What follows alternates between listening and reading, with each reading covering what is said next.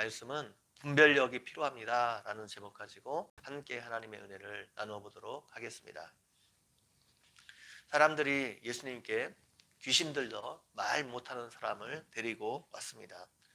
그가 말을 못하게 된 이유가 귀신이 들렸기 때문이라 말하고 있습니다. 우리에게 병이 생기는 원인은 다양할 수 있습니다. 우리가 몸 관리를 잘못하면 몸이 약해져서 병이 올 수도 있습니다. 또 코로나19처럼 바이러스나 세균이 우리 몸에 침투하면 그것 때문에 병에 걸릴 수 있습니다. 또 죄로 인해 질병이 오기도 합니다. 어떤 병은 귀신에 들려 병에 걸릴 수도 있습니다. 우리가 몸 관리를 잘못해 몸이 약해지거나 바이러스나 세균에 의해 걸린 질병은 약이나 의술을 통해 고칠 수 있지만 죄로 인한 질병은 죄의 문제가 해결되지 않으면 고칠 수 없습니다. 귀신으로 인한 질병은 귀신을 내어 쫓지 않으면 절대로 그 병은 고칠 수 없습니다. 오늘 본문에 나오는 말 못하는 사람이 병에 걸린 것은 귀신으로 인한 것이었기 때문에 예수님께서 귀신을 내어 쫓으시다 그 사람이 말을 다시 할 수 있게 되었습니다. 대부분의 사람들은 예수님의 사역을 긍정적으로 평가했습니다. 33절 말씀에 보면 무리가 보인 반응을 말하고 있는데, 무리가 놀랍게 여겨 이르되 이스라엘 가운데서 이런 일을 본 적이 없다 말하고 있습니다. 예수님이 행하신 기적을 보고 사람들이 놀랐습니다. 그들 중에는 예수님이 행하시는 일들을 보고 예수님께서 하나님께서 보내시기로 약속한 그리스도가 아닌가, 메시아가 아닌가, 그런 생각을 하는 사람들도 있었을 것입니다. 예수님께서 그리스도가 오시면 행하게 될 일들을 지금 행하고 계셨기 때문입니다. 반면 똑같은 기적을 보고도 예수님을 부정적으로 평가하는 사람들도 있었습니다. 예수님이 하나님께서 보낸 분이 아니라 귀신의 왕을 힘입어 귀신을 내어 쫓는다 주장하는 사람들이 있었습니다. 똑같은 사건을 보고도 전혀 다르게 해석을 하고 있습니다. 이것은 바리새인들의 눈이 어두웠기 때문입니다. 그들의 눈이 어두워져 예수님이 하는 일을 보고도, 예수님 안에서 하나님께서 하시는 일을 보고도 예수님 안에서 귀신이 일하고 있다 판단하고 있는 것입니다. 바리새인들이 이렇게 된 이유는 그들이 질투로 눈이 멀었기 때문입니다. 원래 바리새인들은 백성들로부터 존경을 받았습니다. 그런데 지금 예수님께서 백성들로부터 자신들의 존경과 인기를 빼앗아간다 생각했습니다. 그래서 어떻게 해서든지 예수님의 인기를 끌어내리려고 어찌 보면 거짓말을 유포하고 있는 것입니다. 어떻게 해서든지 예수님을 깎아내리고 예수님을 모함해서 예수님을 사이에서 매장시키려 하고 있습니다.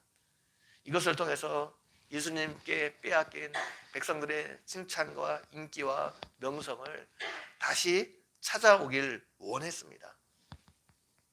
마태는 8장과 9장에서 예수님이 행하신 기적을 집중적으로 기록하고 있습니다. 이를 통해서 마태는 예수님이 누구이신지를 사람들에게 보여주고 싶었기 때문입니다. 예수님께서 단순히 병을 고치시고 귀신을 내어 쫓으시는 분이 아니라 예수님이 우리를 구원할 구원자심을 분명히 말해주고 싶었던 것입니다. 특별히 8장과 9장에서는 예수님이 행하신 많은 기적들이 있지만 그 기적들 중에서 10개를 엄선해 기록하고 있습니다. 예수님께서 행하신 기적이 더 많은데 단지 10개만 기록한 이유는 다 이유가 있어서 그렇게 기록한 것입니다. 10가지 기적은 하나님께서 모세를 통해 애굽에서 행한 10가지 재앙을 생각나게 하는 기적입니다. 그 10가지 재앙을 통해서 하나님은 애굽 사람들과 그 이스라엘 백성들로 하여금 애굽 사람들이 섬기는 신이 참신이 아니고 여호와 하나님이 참신임을, 살아계신 참신임을 사람들에게 보여주고 있습니다. 마태는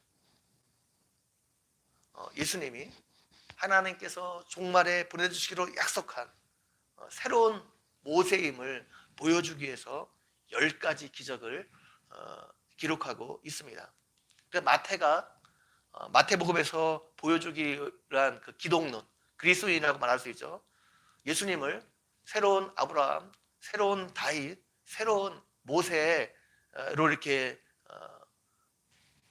보여주기를 원하는데, 여기서 그 10가지 기적을 통해서 예수님께서 마지막 때에 보내주기로 약속한 모세와 같은 선지자, 그분이 그 예수님임을 보여주기 위해서 일부러 10가지 그 기적을 기록하고 있습니다.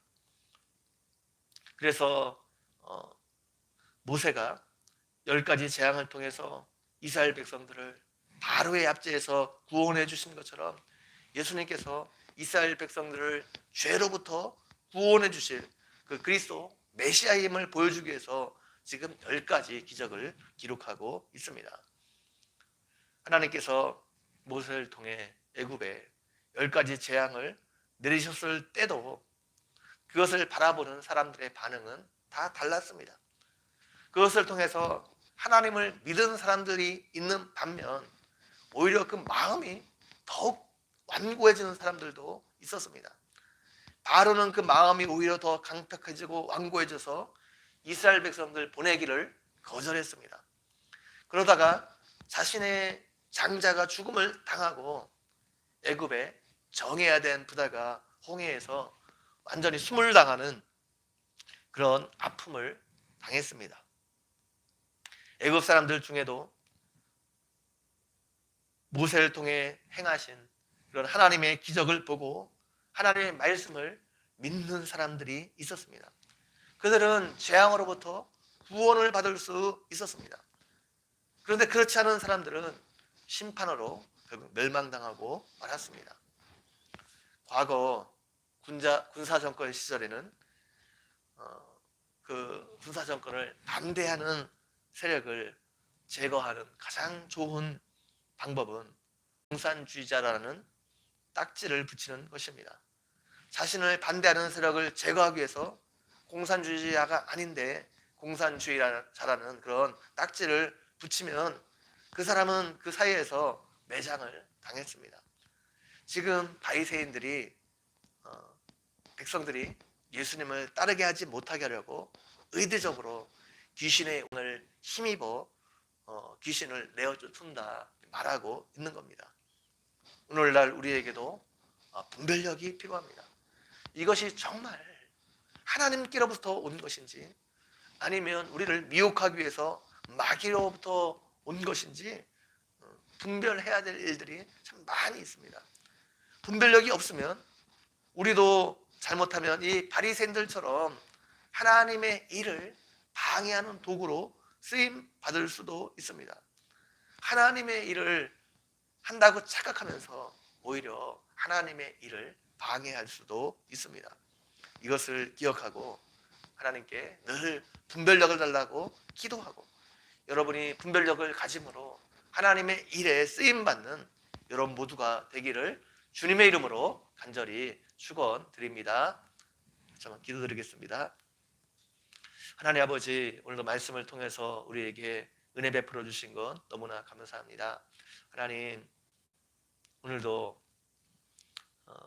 우리에게 분별력을 더해 주셔서 정말 모든 일들을 잘 분별하고 그래서 우리가 하나님의 일에 쓰임받는 또 바리새인들처럼 오히려 하나님의 일을 방해하는 일에 쓰임받지 않도록 우리를 붙잡아 주시고 함께해 주시기를 원합니다. 감사합니다. 예수님의 이름으로 기도 올려옵나이다. 아멘.